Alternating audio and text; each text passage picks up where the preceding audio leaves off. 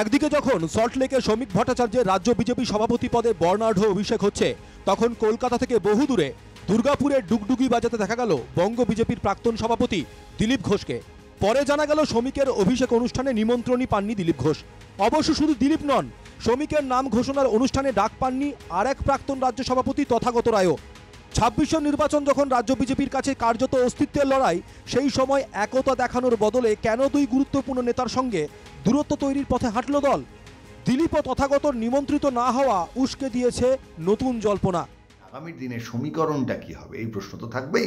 ফলে মোটের ওপর যেটা বোঝা যাচ্ছে, এখনও কিন্তু দিলীপবাবু বিজেপির সঙ্গে যে খুব কাছাকাছি থেকে তাদের একেবারে নেতৃত্বের জায়গায় প্রচারে নেমে পড়েছেন এমনটা দেখা যাচ্ছে না। কিন্তু যেই দিলীপের হাতে কখনো লাঠি, কখনো তলোয়ার, কখনো গদা দেখতে অভ্যস্ত রাজ্যের মানুষ, সেই দিলীপের হাতে এমন একটা তাৎপর্যপূর্ণ দিনে হঠাৎ ডুগডুগি কেন? তবে কি ৩ বিধায়কের দলকে ৭৭ ও ২ সাংসদের দলকে ১৯-এ পৌঁছানো দিলীপ ঘোষের হাতে শেষ পর্যন্ত পড়ে রইল ডুগডুগি? প্রথমে ২০২১-এ রাজ্য সভাপতি পদ থেকে অপসারণ, তারপর রাজ্য নেতৃত্ব থেকে জাতীয় সহকারী সভাপতির সাম্মানিক পদ। ২০২৪ সালে মেদিনীপুরের জেতা আসনে দিলীপকে টিকিট দেয়নি দল। দিলীপকে সরিয়ে নিয়ে গিয়ে বর্ধমান দুর্গাপুর আসনে প্রার্থী করা হয়। নিজের এলাকা থেকে সরিয়ে নিয়ে গিয়ে কার্যত দিলীপের হার নিশ্চিত করে তারই দল। তবে দিলীপ ঘোষের রাজনৈতিক কেরিয়ারের সবথেকে গুরুত্বপূর্ণ মোড় আসে গত মে মাসে।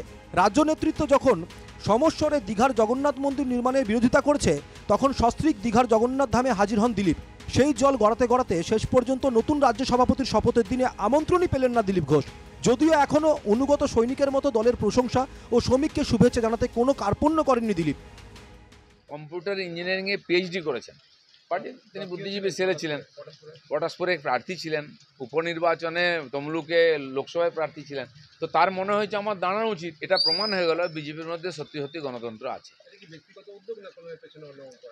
সেটা আমি বলতে পারবো না, আপনার কাছ থেকে শুনলাম যে তিনি নমিনেশন করেছেন। ব্যক্তিগতভাবে তিনি করেছেন, আমার মনে হয় এটা ঠিকই করেছেন যে আবার বিজেপি প্রমাণ করে দিল যে বিজেপি গণতান্ত্রিকভাবে সাংবিধানিকভাবে চলে। তথাগত রায়ের আগে সংবাদ মাধ্যমের সামনে বহুবার দলবিরোধী মন্তব্য করেছেন।